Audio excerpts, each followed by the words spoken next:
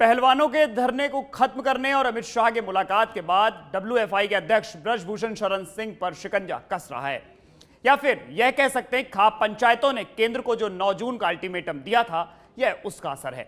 हम ऐसा इसलिए कह रहे हैं क्योंकि इस अल्टीमेटम के बाद ही 5 जून को दिल्ली पुलिस की टीम ब्रजभूषण के लखनऊ और गोंडा स्थित घर पर छापेमारी करने पहुंची। उनके 15 कर्मचारियों से पूछताछ की गई। इसीलिए यहां कई सवाल भी खड़े होते हैं, जैसे आखिर पहलवानों ने अमित शाह से ऐसी क्या बात कर ली जो ब्रजभूषण पर दिल्ली पुलिस ने नजर टेढ़ी कर ली। दूसरा यह कि अगर यह खाप पंचायत के अल्टीमेटम के बाद हुआ है तो ऐसा क्या रुतबा इस खाप का जो दिल्ली पुलिस तक ब्रजभूषण पर कार्रवाई करने के लिए नींद से जाग गई। शाह से मीटिंग, शरण की बिगड़ी सेटिंग, खाप का अल्टीमेटम, पुलिस का एक्शन, खाप के ठाठ से डर गया पुलिसिया तंत्र।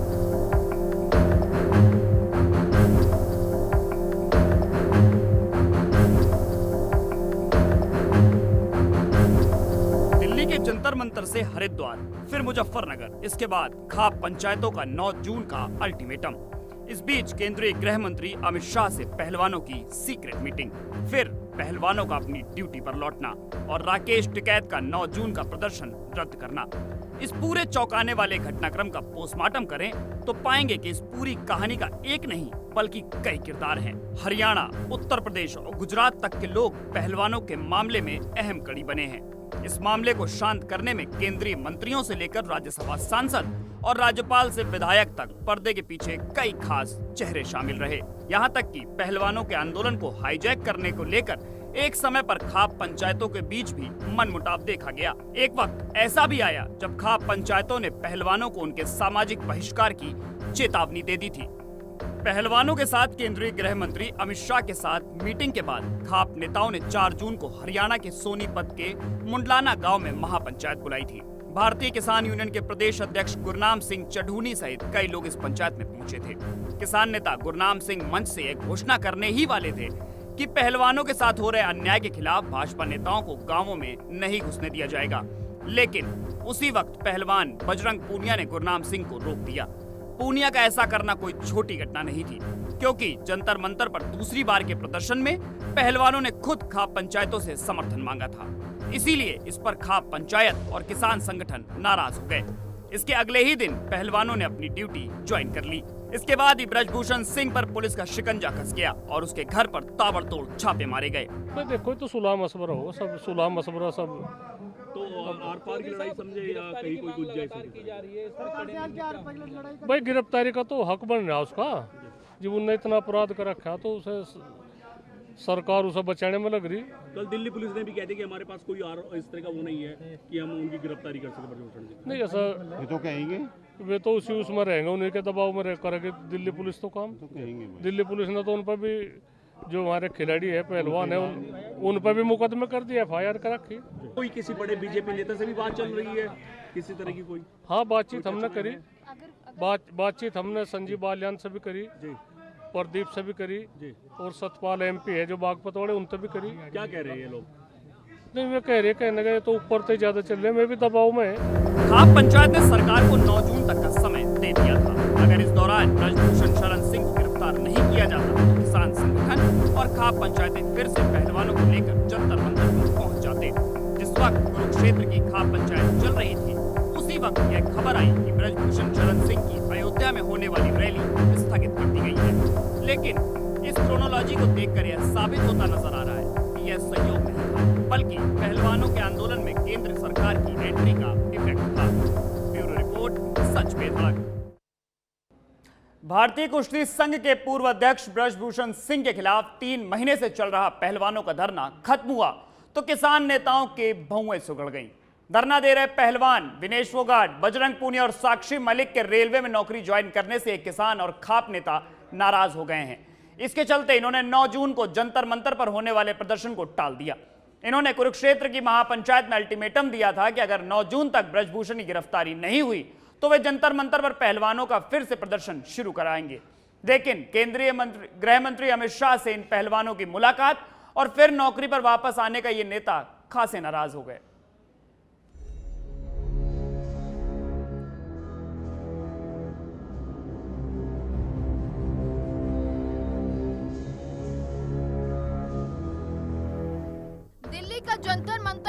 महीनों बाद पहलवानों के धरने से आजाद हो गया।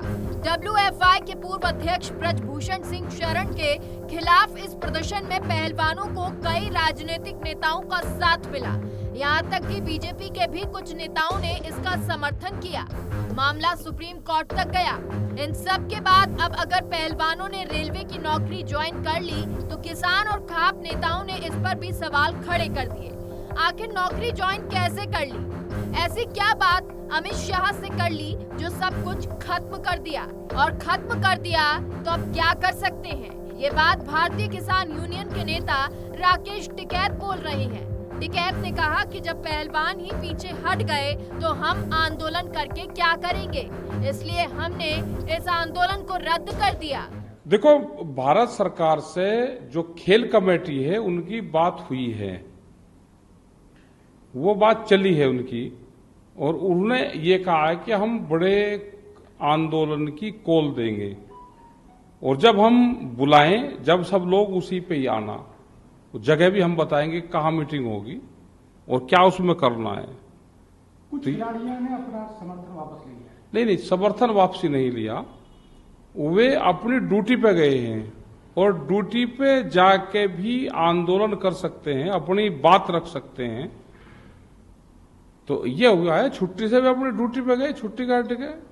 लेकिन सच कहना, कोई ड्यूटी पे जाएगा कोई गुनाह नहीं है।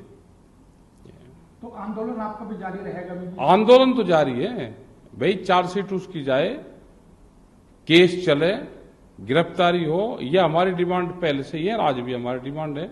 और आज भी ये है कि दिल्ली पुलिस वहां पे गई हुई है। पहलवानों का धरना खत्म करने की बात को खुद इन रेसलर्स ने झूठा करार दिया। पहलवान साक्षी मलिक ने फेसबुक लाइव कर इस बात को पुख्ता कर दिया। उनके धरने को लेकर जो झूठी खबर फैलाई जा रही है वो गलत है। उनका प्रदर्शन खत्म नहीं है, आंदोलन जारी रहेगा। फेक न्यूज चल रही है कि हमने जो है अपना प्रोटेस्ट खत्म कर दिया है या हम पीछे हट गए हैं, तो ये सब बहुत फेक है, क्योंकि जो ये अफवाहें उड़ रही हैं ये हमारे प्रोटेस्ट को कमज़ोर करने के लिए जो है ये फेक न्यूज़ बनाई जा रही हैं। तो लाइव आने का मकसद सिर्फ यही है कि हम सब आपको बताना चाहते हैं, जो आप हमेशा हमारी सपोर्ट में खड़े रहे हो, कि हमारा जो ये आंदोलन है सत्याग्रह है, जब तक न्याय नहीं मिल जाता हम इसको लड़ते रहेंगे। तो किसी भी फेक न्यूज़ पर आप बिल्कुल भी ध्यान मत दीजिए, क्योंकि हमारी लड़ाई जो है सच्चाई की है और हमें इसको लड़ना है, और जब तक इंसाफ नहीं मिलता हम लड़ते रहेंगे। गौरतलब है कि पहलवानों ने बीते रविवार को केंद्रीय गृह मंत्री अमित शाह से मुलाकात की थी। बताया जा रहा है ये मुलाकात करीब 2 घंटे तक चली। जिन रेसलर्स ने अमित शाह से मीटिंग की थी उसमें बजरंग पूनिया, साक्षी मलिक और कुछ कोच भी शामिल थे।